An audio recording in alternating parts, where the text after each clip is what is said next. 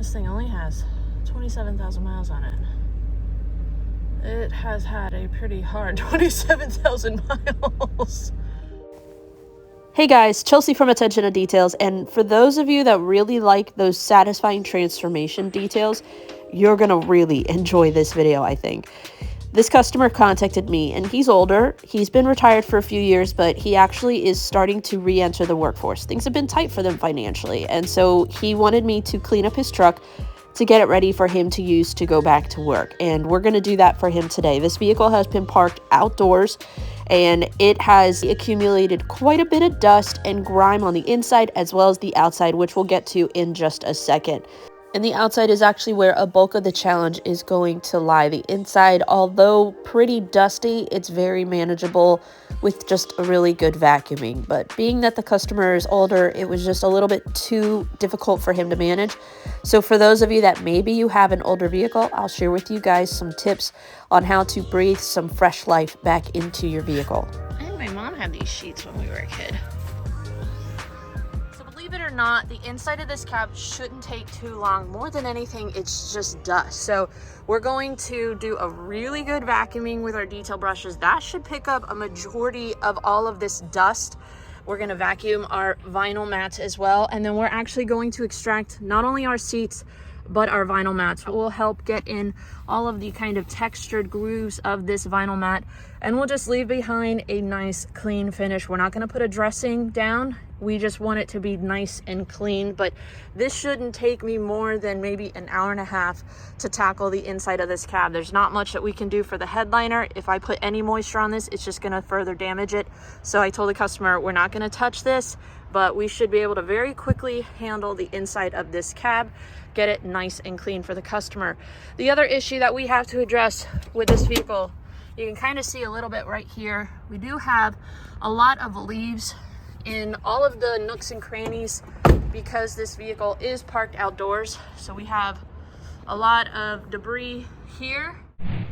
That the best way for us to tackle that will be for us to just vacuum up all of these leaves. We'll also gently vacuum our heat guard, and then we'll come in, we'll degrease, we'll do a gentle pressure wash, apply a dressing. It should take us no more than 5 to 10 minutes to handle this engine, because the rest of our time is going to be spent on this exterior, which, as you can see, is pretty bad.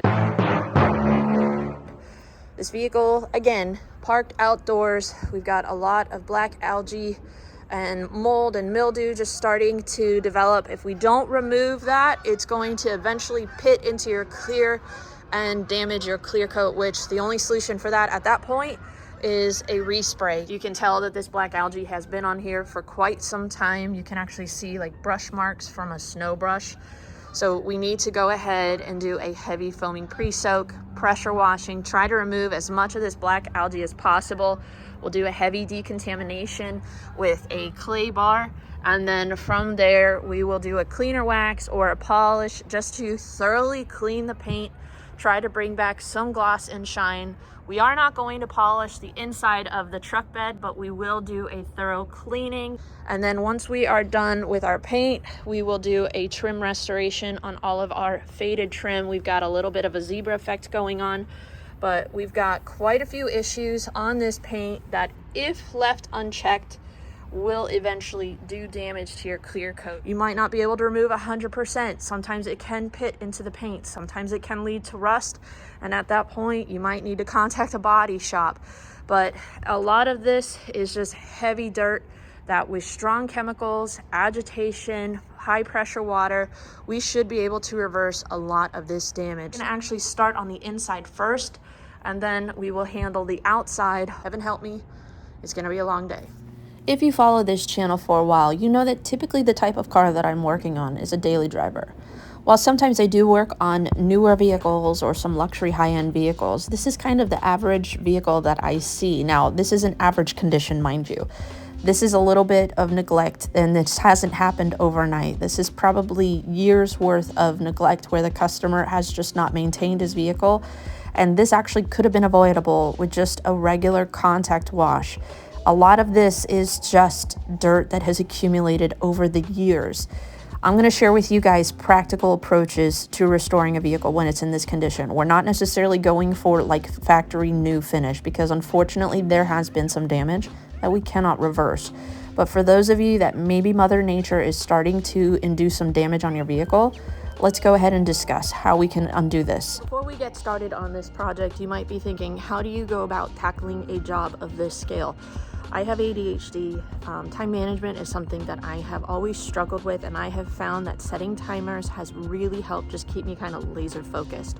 I'm charging the customer $650 for this entire detail, and if I allot about 6 hours for this, that gives me my hourly average that I am trying to stay within, as well as covers any sort of tax and chemicals that I might use for this job. But realistically, I have found products that are affordable, that work really well, and so I don't really stress too much about how many ounces of a product I'm using. I just want products that are going to perform quickly, effectively, without damaging the paint or anything like that. But for those of you that want to take on jobs like this, you need to make sure that you know how to use your tools, know how to use your chemicals, and just stick within that time frame that the customer is giving you with the budget.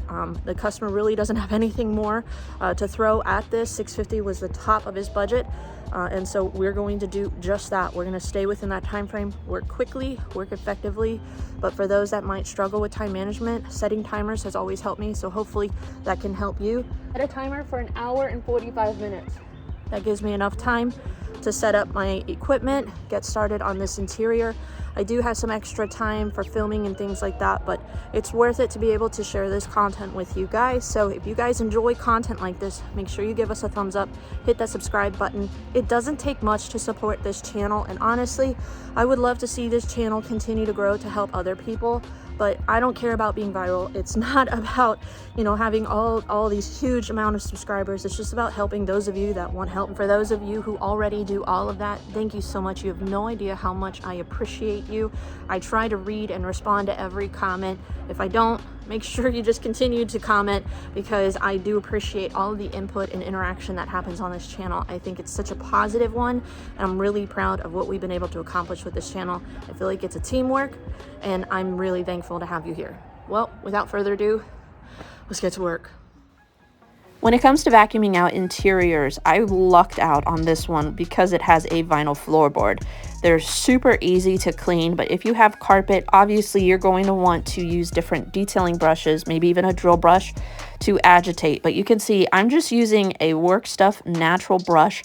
It's great for this type of surface, and we're going to dust and vacuum simultaneously. So that way, when it comes time to our cleaning step, it's going to be a lot easier. Now, if we have more sensitive finishes, piano trim finishes, you might want to consider using an ultra soft brush, very similar to that of like a makeup brush.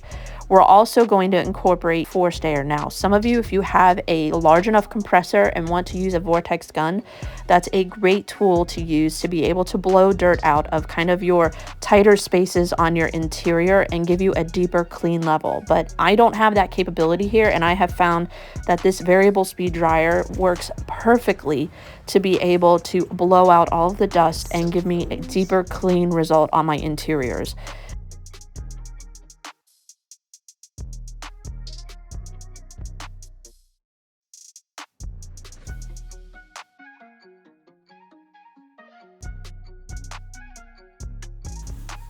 And instead of blowing the leaves out, which is just going to make a huge mess and potentially might slip down into the lower part of the engine, we're just going to vacuum them up as well while we have our vacuum out. Once we vacuumed up all the big stuff, now we can go ahead and blow out all of the finer debris and leaves.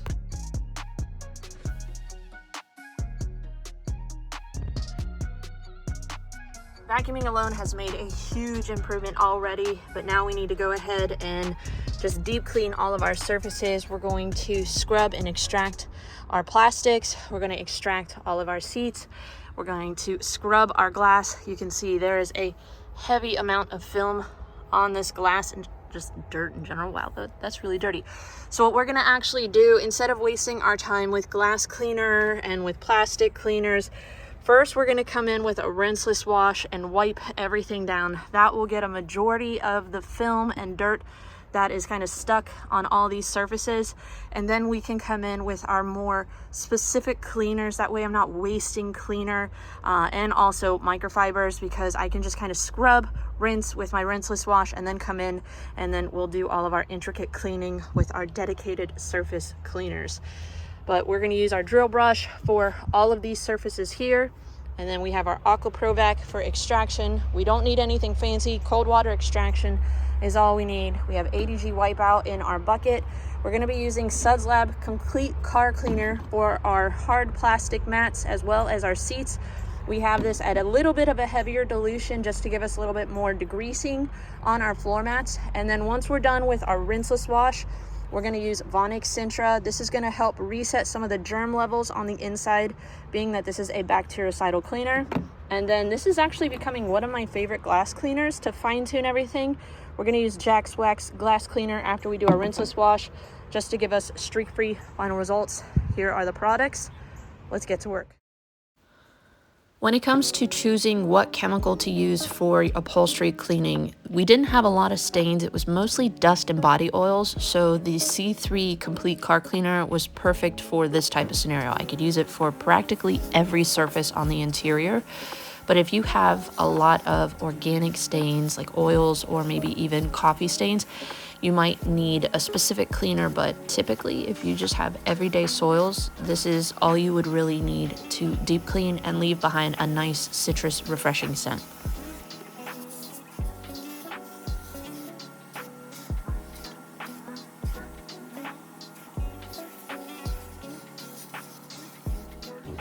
We're going to use that same cleaner to extract our vinyl floorboards. You could just use a microfiber to wipe up all the residue, but that can actually leave behind too much residue, which would leave a streaky appearance, or if they get in with wet shoes, kind of leave an uneven appearance.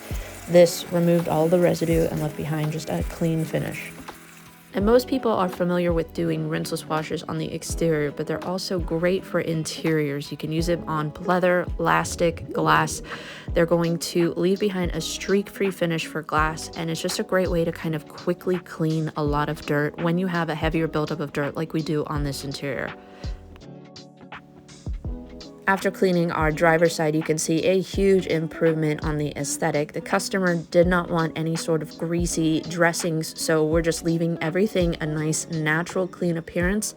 We're going to repeat this exact same process on the passenger side of the vehicle.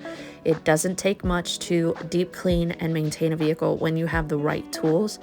But once we get all of this done, we're going to turn our attention to the exterior. 1 minute to spare. All right, our inside is all finished up. We extracted our seats. We extracted our floor mats. They are continuing to dry out. If we need to, we can go another round with them. But honestly, I think everything looks nice and clean. It smells fresh, nice and citrusy. We reset the germ levels. One thing done. Now let's move on to this outside. For our foaming pre-soak, we're actually using Whole Shot, which is a touchless soap that is from Shine Supply. You can use this actually for off-road vehicles. And we're going to add a little bit of super foam soap from Chevy. This is just going to give me a little bit more lubrication. Whole Shot is a great soap for touchless washes, but I am going to actually be washing our vehicle with the same soap, so I want a little bit more lubrication from that to just aid in preventing swirls and scratches. We're going to foam our engine with that soap. Use a green brush to kind of agitate the surfaces. I'm not looking to eat off of this engine bay. I just want to kind of clean and reset everything, so we're going to gently pressure wash it, blow all of the excess water out of all of the nooks and crannies from our engine. And then to dress it, we're using Motorplast from Chevy. This is an engine bay conserver and dressing spray, and then let air dry. We're also going to turn on the engine to let the engine bay dry itself by its actual heat. For the truck bed, because we had practically barnacles growing on the side and scum that I could scrape off with my fingernail, we're going to use a turbo nozzle at a very safe distance and our ultra soft green detailing brush. This is safe for paint as well as wheels, and we were able to remove all of that nasty grit and grime. For the rest of our paint, we're going to foam it with our soap, let it soak for a few minutes, and then pressure wash. This was probably one of the most satisfying pressure washing jobs I've had in a long time. I felt very much like mad detailing in this moment. I don't get a lot of details like this, so I was actually really enjoying it, but there's still a ton of grit and grime left behind. Rather than use a microfiber mitt, since we're polishing, we're going to use that ultra soft detailing brush on our paint to help give us a little bit more scrubbing capabilities. But this brush is actually really safe for painted surfaces, so for those of you that are freaking out, it's okay. This paint was hammered, and the minor scratches that I might induce with a brush, I'm not going to fret about at this moment because I actually have 1 day to do this entire detail. So at this moment, I'm looking for efficiency and speed. But our polishing step will definitely refine the paint and remove any damage that we might occur with our wash as well as our heavy decon step. When the customer brought his vehicle by for me for his initial consultation, ideally he just wanted me to get the interior clean and maybe just do a good wash on the exterior. He just wanted the vehicle presentable to get from point A to point B. But when I saw the level of damage on the paint, I knew that a wash alone wasn't going to be sufficient. So that's when we had to discuss the idea of possibly polishing the paint. With vehicles in this condition, polishing is going to take the cleaning to a deeper level, and it's also going to help reverse the potential issues of oxidation, which will eventually lead to clear coat failure. At this point, we may not be able to undo all of the damage, but for those of you that have a vehicle in this condition, just be aware, polishing may need to be something that you consider, and if it's not something that you're comfortable with, I would definitely encourage you guys to reach out to a professional detailer.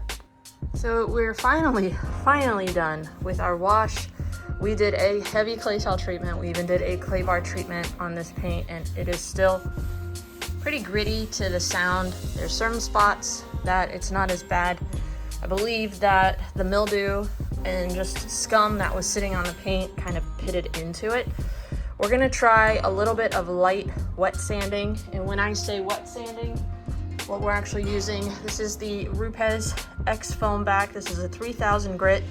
We're going to do some wet sanding, and then we'll do a compound and polish on the hood, the roof, and then certain spots on the vehicle. The most part, the paint on the side, although faded, is smooth. There were a couple areas like up here where the paint was a little bit gritty, and we had to go pretty heavy with our clay towel. So we're going to use a little bit more of an aggressive polish just to try to clean the paint and remove some of the marring that we definitely did induce. We're going to just pound out the compound and polish on the hood, the roof, and then the rest of the vehicle. We'll get a really thorough one step, and then we'll do our trim restoration, clean up our chrome, get the inside buttoned up, and we'll call it a day. I'm hoping to be done with this in the next 2 hours, but we'll see. Hopefully I didn't just jinx myself. So we're gonna do just a little test spot right here. For those of you that have never wet sanded, this is a great kind of beginner entry level way to work with wet sanding. We're using a rinseless wash from O'Berk as our lubrication, and we're going over the surface about 2 times total. Try a little bit of flat top. This is a quick cutting compound. I'm just using a Eurofiber 50/50 pad. It's not as aggressive as a microfiber, but might help kind of clean this paint a little bit more. This is just my test spot where I'm trying to figure out what products are going to work. What's great about flat top, it is a short cycle compound. You do not need to work it 4 to 5 passes for it to break down. It cuts very quickly with very minimal passes needing to be done. Still pretty gritty. Just to put some oils back in this paint, we're gonna try a little 3D1. 3D1 is a specialty compound and polish that based on the pad that you use, you can either correct or finish down really well. It has a lot of polishing oils within it, which sometimes can be a nuisance to wipe off, but we're trying to benefit from those oils to bring back some luster to this paint. And I think these products have worked really well to be able to do that. My goal isn't paint perfection, but more than anything to just restore gloss, maybe even some clarity to the reflection, and I think we were able to definitely make an improvement. We still have some permanent damage to the paint where it pitted into the clear. I know that we were kind of scrubbing off some of that dead paint because I could actually see a little bit of color in the water, I'd love to be able to see the entire panel come back, but the customer has a budget of about $650, and I'm not really looking to do 1,000 grit, 2,000 grit, 3,000 grit. Let's see one thing. So I just did a paint thickness reading, and we actually have more than enough paint on this hood. We're like 4.7, actually 5 mils over here, 4.6, 4.8. So we do have enough paint that we could try to go another round with that wet sanding and just see where that lands us. I don't want to go beyond 3,000 grit because honestly, I don't want to create more work for myself and that I have to really struggle to remove my sanding marks. This is one of the most forgiving wet sanding pads that I've used. It just looks like you've taken the vehicle through 100 automatic car washes when you're done. It looks equivalent to this when you're done, and it's actually pretty easy to polish out whatever scratches you induce with the wet sanding. So we're gonna go maybe another round and see where that lands us. You might be wondering, why doesn't she just break out a rotary and wool? Wet sanding can actually be more conservative on your clear coat than a heavy compound and polish. You're not overheating or swelling the paint, and it can actually cut faster. So sometimes when I have heavy correction that I need to do, I'll actually use these pads versus a wool pad or microfiber pad because it works faster and better. Still not perfect, but it's a big improvement. This is the side that we didn't do, and this is the side that we just did a quick wet sand, compound and polish. Took us maybe 5-10 minutes. We did a larger section. We at least have gloss, reflection, and a big improvement aesthetically on the vehicle. But unfortunately, you can't undo damage like this. So the best thing that we can do at this point is just try to essentially abrade off what dead paint we can, compound, polish, call it a day. Just a quick update on our hood. Everything came out nice. Paint feels, for the most part, smooth. Again, we have areas that it etched into it. And then up here, we did half of our roof. Not 100%, but big improvement. Paint is at least clean. We've been able to remove as much as we can within the customer's budget, and also just trying to keep the paint in mind because I don't want to set the customer up for any issues in the future. We've got more than enough paint to be able to do this, but I don't want to sit here and remove 1 or 2 mils of paint and then we've got oxidation coming back because I've removed too much of the paint. So making good progress. Once we're done here, it's easy peasy, one stepping on the side. Products that we are using for our polishing step is obviously our 3000 grit wet sanding back, and then we are doing a heavy compound with Detail Addicts Diamond One-Step Hybrid Compound and the DIY Detail Purple Wool Pad. As far as difficulty in correction, this paint was probably medium, so we ended up shifting gears to the Platinum Hybrid Polish from Detail Addicts. It corrects a little bit more than 3D1 in my opinion, but finishes down just as nicely. So to try to remove a little bit more of the kind of marring from our heavy decontamination and bring back a little bit more gloss, this did a really nice job of correcting and finishing down in one step. When it comes to paint correction, I know normally I'm fast forwarding through these scenes to keep the video shorter, but I want to share with you guys in real time what my iron speed was like. I know paint correction is something that a lot of you are interested in learning more of, and I encourage you guys, if you want to learn more about paint correction, start off on your own vehicles, family and friends, or maybe find a class that you can go to for training, because there's a lot of different variables that you have to take into consideration when doing paint correction. It's not a one-size-fits-all kind of approach. I started off with one product at the beginning of this detail and ended up shifting gears probably 4 or 5 different times because each panel is going to be different. Each product, each pad is going to work differently on those panels. Experience and time will help you learn all of those things. Finding a good mentor can really help, but I definitely encourage you guys, if you're wanting to get more into paint correction, find a good class like a Detail Wise Academy that can teach you that art, because it's not necessarily going to be just grab a pad, grab a polish, and just go to town. There are so many variables that you have to take into consideration beyond just the polish and the pad that you choose. What throw polisher are you going to use?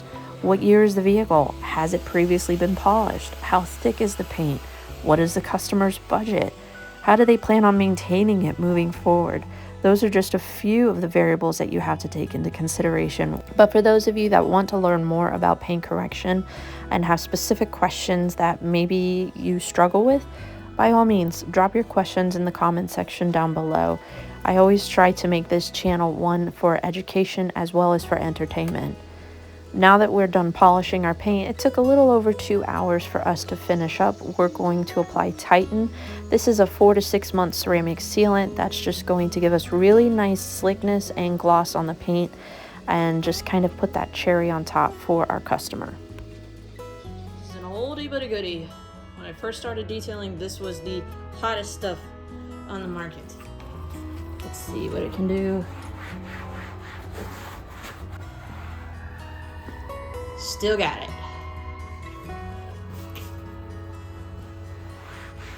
What's nice about this product, if you get it on the paint, it's not gonna hurt it.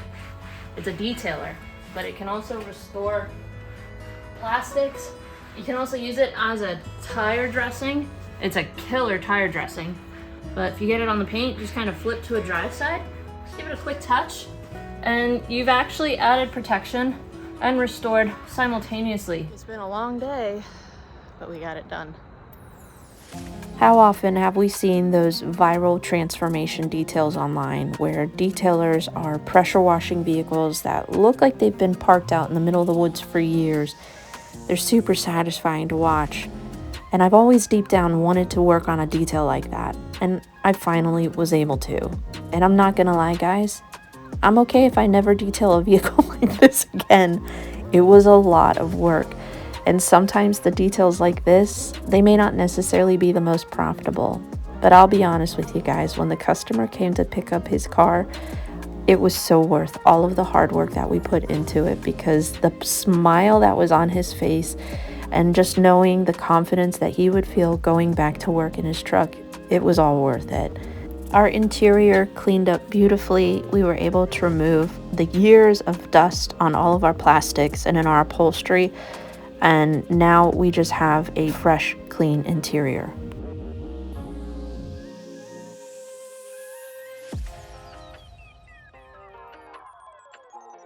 And look how good our engine bay cleaned up with just a quick degreasing, pressure wash, and our motor blast.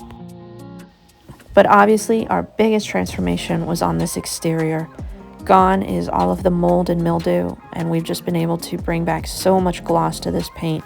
Hopefully you guys have enjoyed this closer look at what all goes into transforming a vehicle like this, but we will see you guys in the next detail.